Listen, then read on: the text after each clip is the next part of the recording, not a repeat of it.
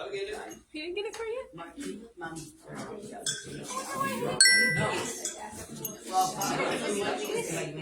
It's his birthday. What do I get? Right, it's a double day. Like, holy cow.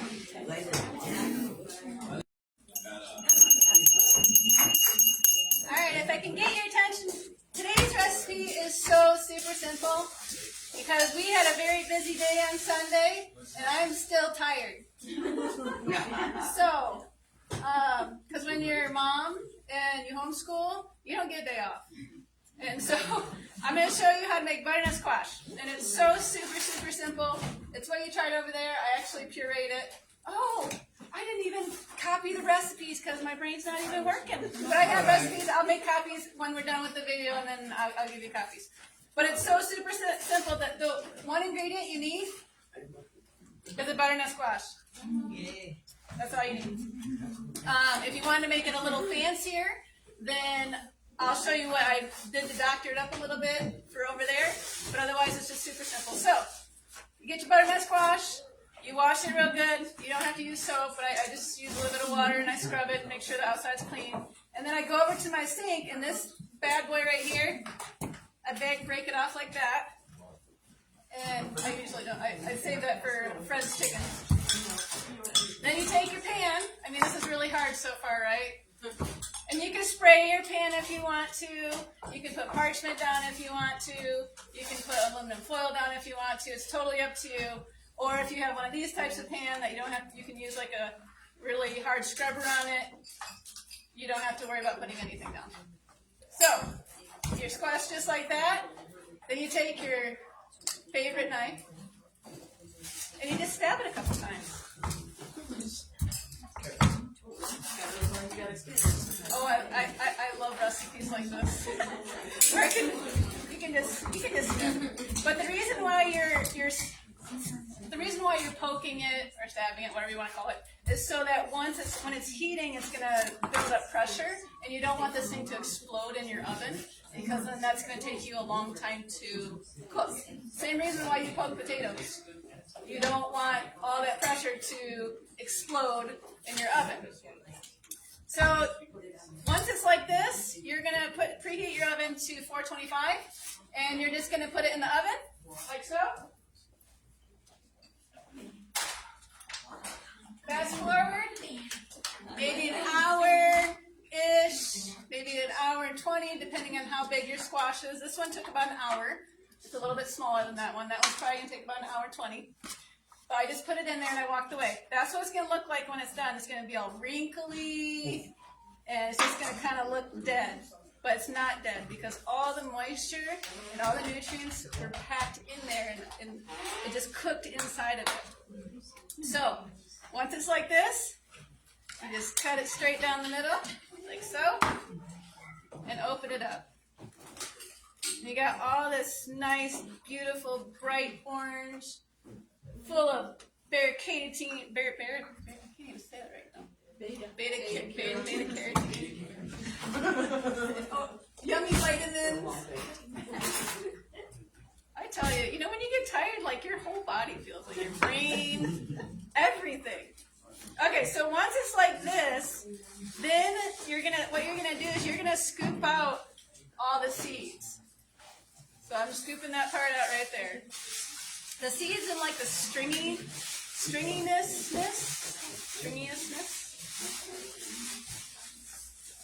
Now, if you have a friend with chickens, you set that aside because chickens really, really, really like this kind of stuff. And they get all excited, especially this time of year when there's nothing, no green grass or anything for them to peck at.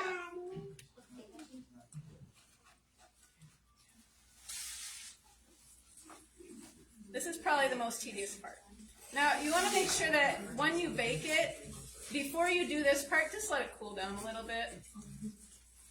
Because otherwise, this part will seem a little more daunting just because your squash will be super, super hot. All right, so I just hollowed it out like so. And then I'm going to flip them both over. And then I just start taking the peels off. And and they just come right off. Now that I told you they come right off, sometimes they don't. Sometimes they don't come right off. But that's just when you take your spoon and you just run it down your squash, and it comes off real easy.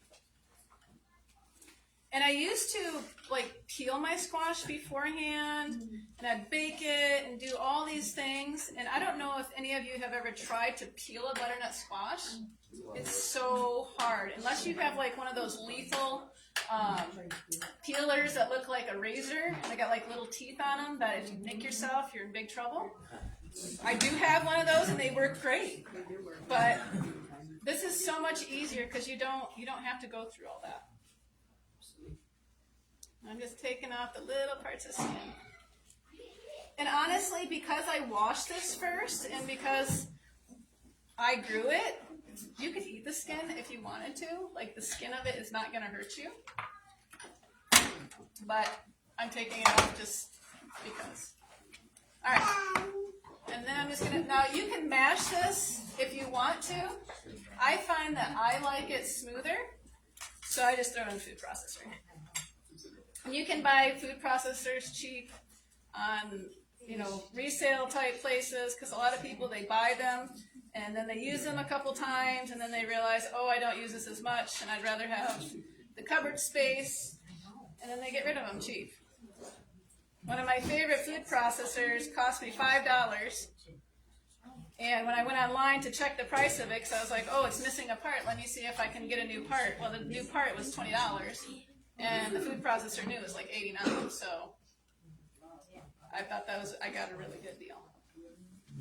All right. Now with butternut squash, you can also use this in like a pumpkin pie if you wanted to. You don't have to use pumpkin. You can use this in cookies to give it like an extra nutritional boost. You can use it in so many different ways. You can also, instead of roasting your squash, if you're going to do like a butternut squash soup, you can do it this way too, and then just scoop it all in and have your whatever else you're using. I like to use like apples and things like that in my butternut squash soup, but we're not doing butternut squash soup right now. So, okay, so once it's like this, to doctor it up a little bit, kind of like what I did over there, I just add a little bit of salt, and I'm not going to add all this because I just threw stuff in the containers, not measuring it. Little teeny tiny bit of maple syrup. And you could use date sugar if you wanted to. Totally up to you. And a teeny tiny bit. Oh, that's not going to come out very well, is it? Just a little teeny tiny bit of vegan butter. Just enough to give it like just a hint of flavor, but not like to where it's so overpowering that you're like, oh, this doesn't even taste like squash anymore.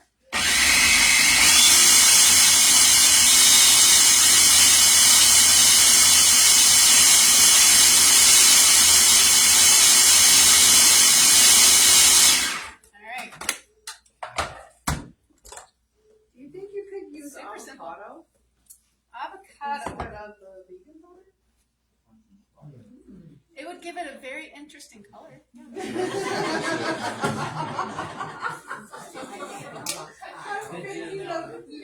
I mean, you could, honestly, you don't even need that in there.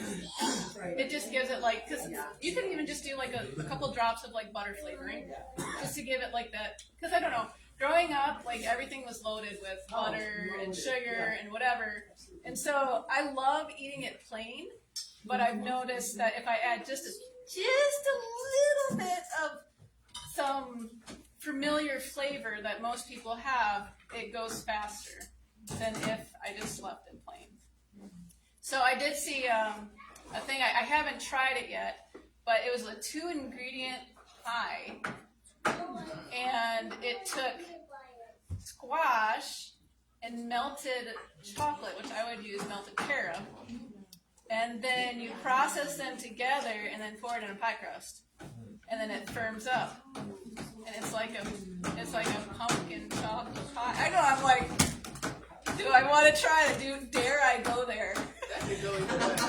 Yes. I don't know, dare I? That could go either way. So, all right, so I mean, mean, it's super simple, and squash and stuff is so good. Like, the winter squashes are so good for you this time of year because we're not getting enough sunshine where we live. And the extra vitamins that are stored in these squashes is things that our body needs. That's why potatoes, winter squashes, onions, garlic, all those things are something that stores over winter, and there's a reason for that because those are things that our body needs right now.